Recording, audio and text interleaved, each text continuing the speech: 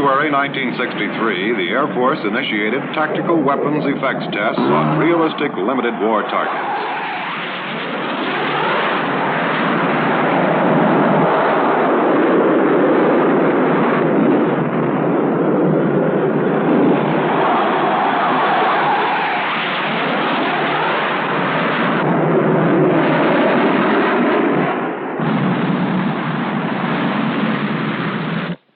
The high-performance aircraft were typical of those assigned to tactical strike forces. Forces which are ready to act immediately in potential limited war situations. During the weapons effects tests, they attacked difficult air and ground targets flying at high speed to ensure their survival over well-defended battle areas. More than 20 target complexes were chosen or constructed to simulate the range of ground targets likely to be encountered in limited war anywhere in the world.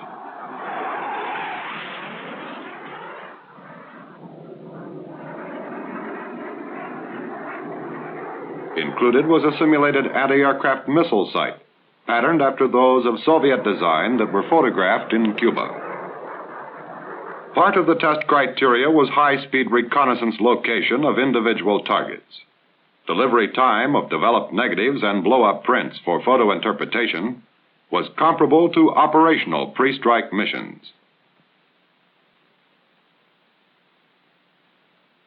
Prints were delivered to simulated Air Force Army command elements in between 1 hour and 40 minutes and 2 hours. Test missions against aircraft and air support targets began early in January. First test for the F-105 Thunder Chief and its high-speed 20mm Gatling gun was made against a radio-controlled jet fighter.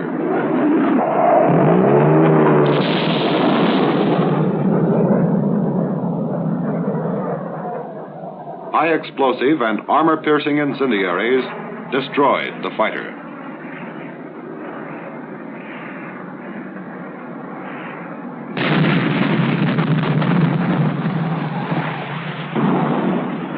The F-100 Super Sabre was tested against a low-speed air target at 800 feet altitude. The attack aircraft destroyed a 13-foot radio-controlled simulated light plane flying at 180 miles an hour. With the jet fighter target, maximum range low-altitude tests of the Sidewinder missile were performed by the F-104 Starfighter.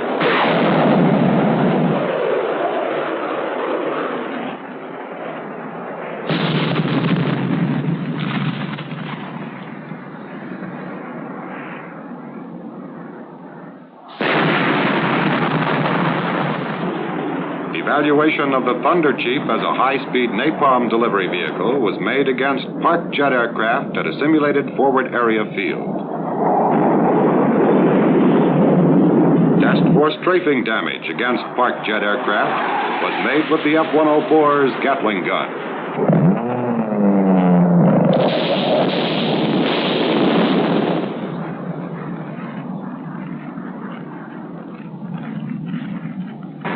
The F-105 was used to evaluate the high-velocity 5-inch Zuni rocket against typical airstrip targets. Napalm was tested for the first time against missile site-type guidance control vans, F-100s, in low-level, high-speed attack.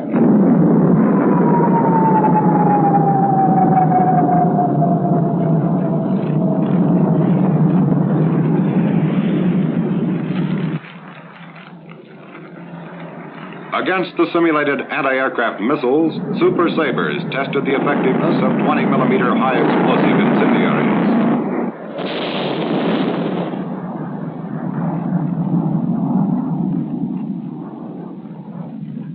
.75-inch rockets with high-explosive heads were tested against a maintenance tent area, fired from a Super Sabre.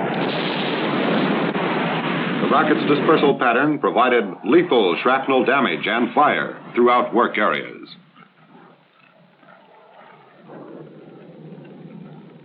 A larger tent area where supplies would be stored in field conditions was attacked with napalm. High-speed F-84F Thunderstreaks accomplished this evaluation. High speed was an important criteria in the tests to assure aircraft survivability over presumably well-defended targets. A test for pilot skill and guidance accuracy with the bullpup missile was conducted from a Super Sabre. Target was a concrete bunker. The instantaneous fused missile was launched at a slant range of 3.6 miles. The 250-pound warhead exploded on contact 25 feet from the aiming point. Results indicated that delayed action fusing is more effective for this type target. A command post bunker with 3-foot concrete walls was used to evaluate the Zuni rocket. F-100s were loaded with 8 Zunis equipped with penetrating heads. Direct hits were scored at slant ranges of 3,700 to 4,000 feet.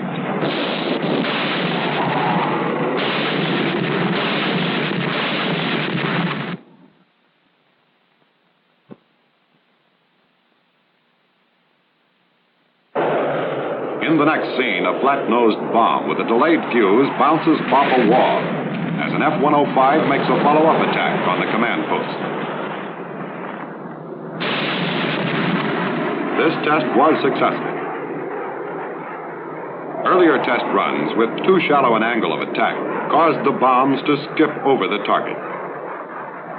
Close-in ground support attacks on mortar positions were initiated by the F-104. 2.75 high-explosive rockets. Coverage was good. Damage included shrapnel hits on all test mannequins. Follow-up tests on other mortars used 2 F-84s releasing 3,000 pounds of napalm.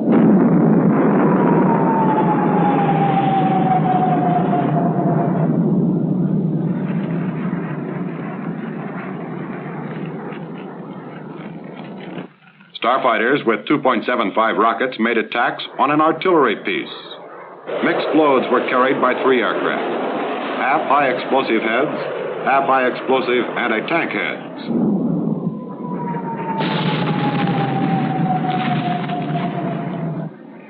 One of the rockets knocked out the 90-millimeter gun. Other hits were lethal for gun crews. A typical fuel dump was the test target for Gatling gun incendiaries fired by F-104s. Firing altitude was 800 feet.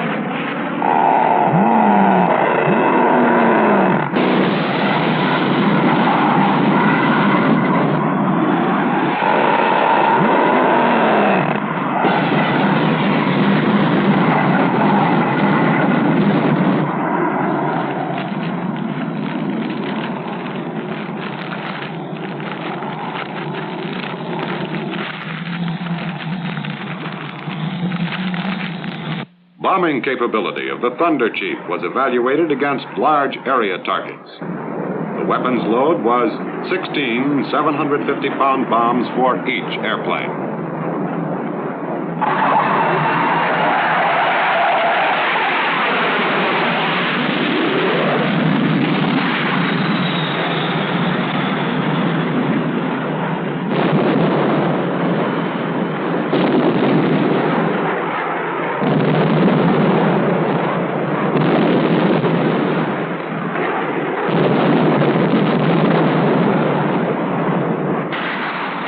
Typical military convoy group was the target for effects testing of the F-105's Gatling gun.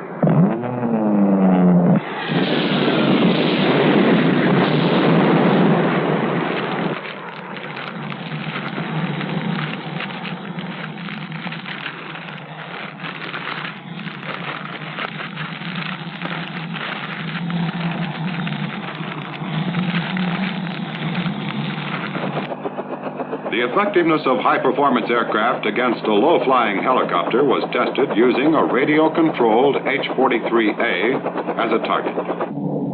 Attack speed was 460 miles per hour.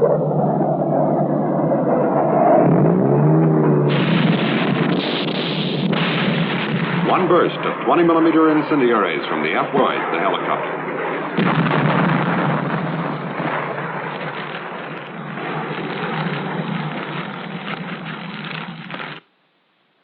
The target to test the kill capability of the bullpup missile was a heavily armored tank. The bullpup was launched by an F-100 from a distance of 2.5 miles.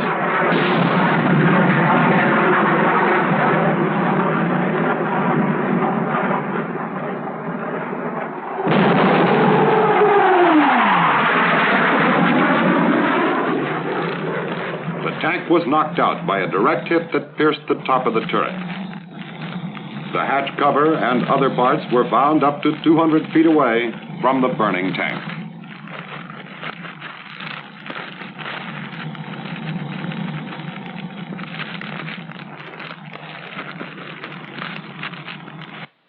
Effectiveness test of napalm against convoy targets was carried out by 4 starfighters.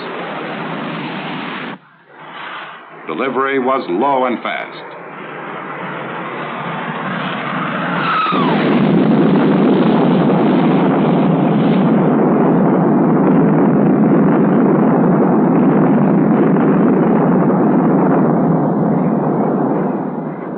The drop was a split-second length. Destruction was limited to the forward part of the convoy.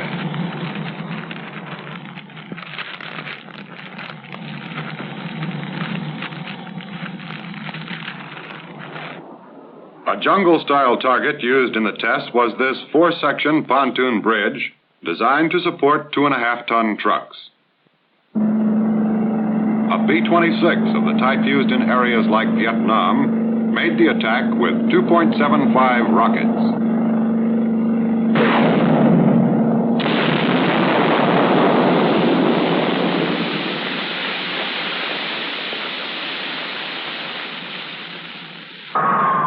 F-104s conducted an effectiveness test of napalm against tank targets.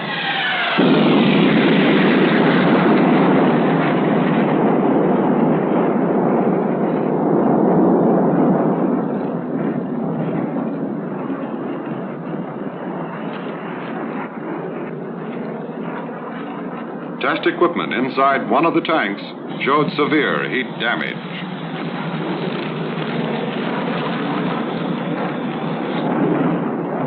The effect of 2.75 rockets on a 105-millimeter howitzer comprised the next test.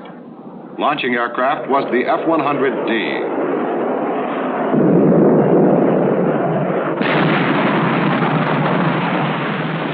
Coming up next, a target-mounted camera shows the rocket pattern.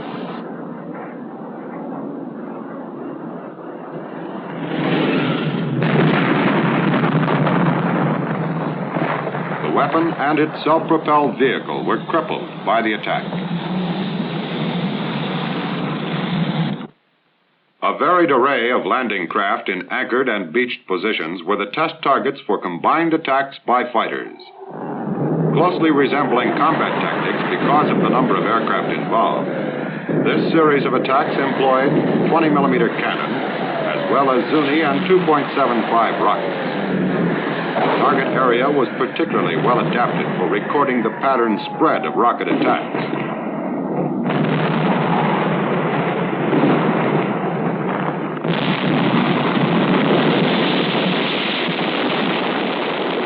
The barges were aground in shallow water, permitting extensive documentation of all types of damage.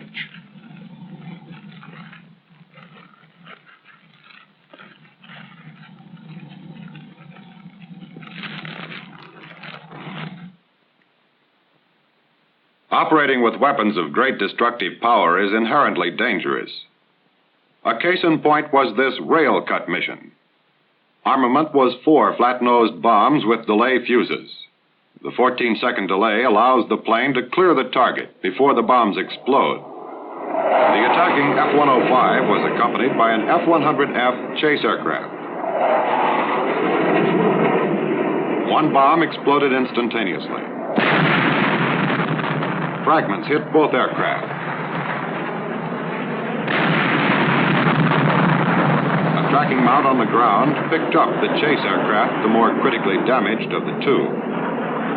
Both men aboard the plane ejected successfully. Several miles away, the F-105 pilot also had to bail out. His controls locked and his aircraft shedding pieces.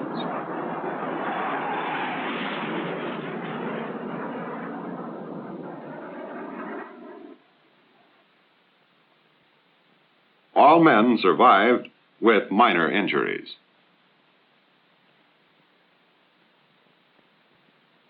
A test attack against immobile train targets was carried out by F-100s and F-104s. The first weapon was the bullpup guided missile.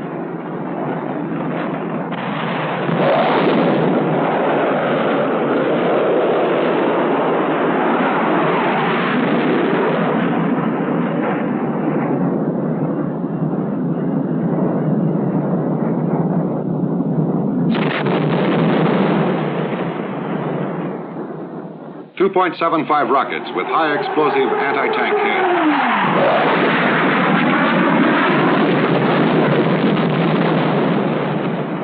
A strafing attack with armor-piercing and high explosive incendiaries.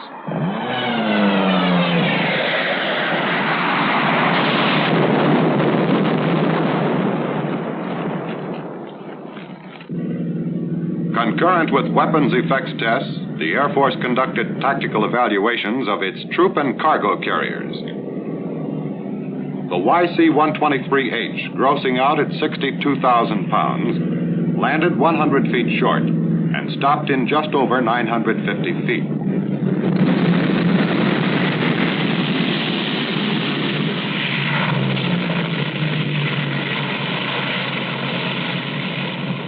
In addition to conventional engines, the 123H has two jet engines to shorten takeoff distance. Computed payload for the test was 20,000 pounds. This experimental aircraft has a beefed up and widened landing gear.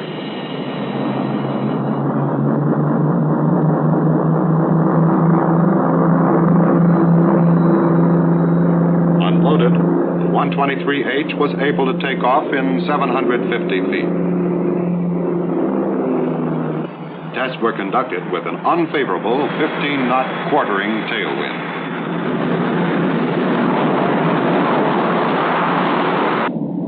The technique of heavy cargo extraction was tested with the long-range C-130B Hercules.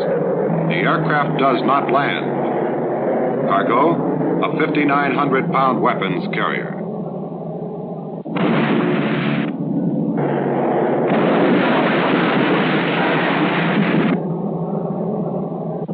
Short field assault capability of the C-130B was tested on a soft clay strip. Grossing 119,000 pounds, the aircraft stopped in 1,050 feet. Touchdown was at the 100-foot mark, and stop was at the 1,150-foot mark.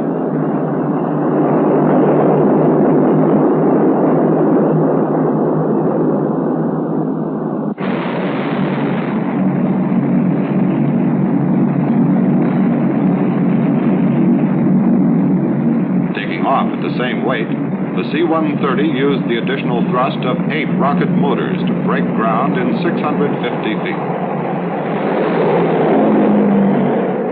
Range of the C-130 with a typical load of 64 fully equipped airborne troops is 3,600 statute miles. Further tests showed that after unloading, the aircraft could take off within 500 feet. As in combat, not all attacks were successful. There were misses as well as hits, and some weapon malfunctions. The test revealed areas where additional research and development is required to improve certain weapons and develop new capabilities. Invaluable training was accorded all test personnel, and the main purpose of the test was successfully accomplished. Data was gathered on the effects of specific weapons striking specific targets, all leading to increased tactical air combat capability. Here in review are some of the highlights of the test documentation. Guns. Rockets.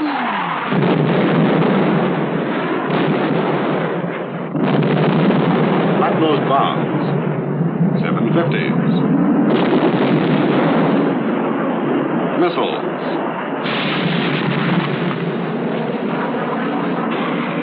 Napalm.